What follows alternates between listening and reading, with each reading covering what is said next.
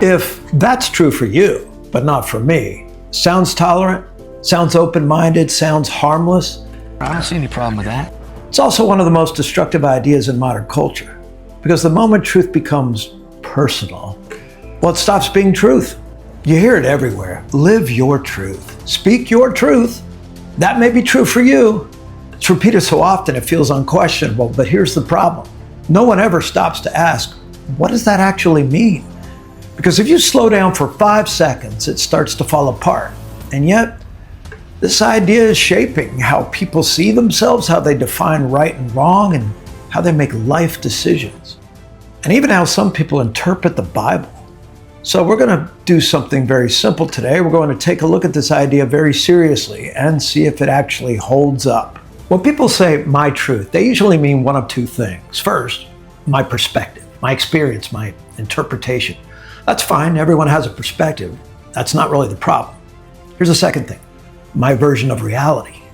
This is where it breaks, because now truth is no longer something you discover, it's something you create. I made it myself.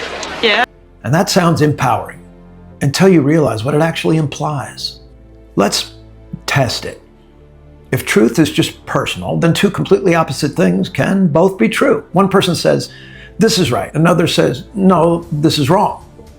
Both claim this is my truth. So which one wins? Well, you can't say.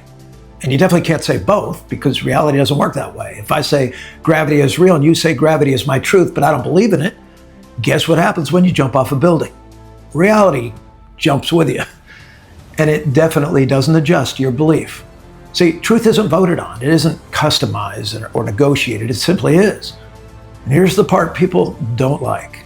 Truth doesn't care how you feel about it. So why has my truth taken over? Well, because it removes pressure. Watch this. If truth is personal, then no one can really challenge you. No one can correct you, and no one can tell you you're wrong. It creates a world where accountability disappears, disagreement becomes offensive, correction becomes hate, and suddenly the highest value isn't truth. It's just comfort. But comfort is a terrible foundation for reality. So this isn't just philosophical. This is very practical.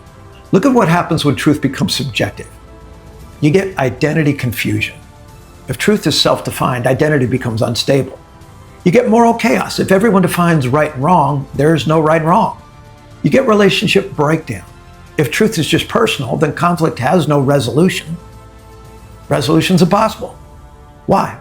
Because there's no standard outside of ourselves. And without a standard, everything drifts.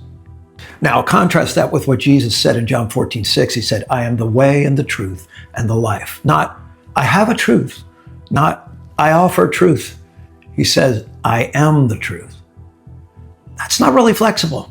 It's not just personal. It's absolute. And that's exactly why people push back, because absolute truth demands a response. Let me just be blunt. Most people don't reject truth because it's unclear. They reject it because it's inconvenient. Because if truth is real, then it has authority. And if it has authority, then it can tell you something you don't want to hear. I'm not listening to this. It can call you wrong. It can call you to change. It can call you out. And that's the part people resist. So instead of adjusting to truth, they redefine it. Does it really matter, Pastor Rob? Sure, there's a cost. Live your truth sounds freeing, but it leads somewhere dangerous. Because if your truth changes, your direction changes. And if your direction changes, your life becomes very unstable. You end up building everything on something that keeps shifting.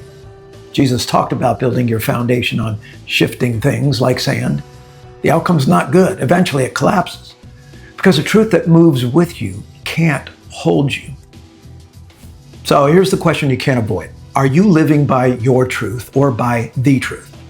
Because one of those will adjust to you and the other will anchor you. And only one of those is strong enough to build a life on. This is huge.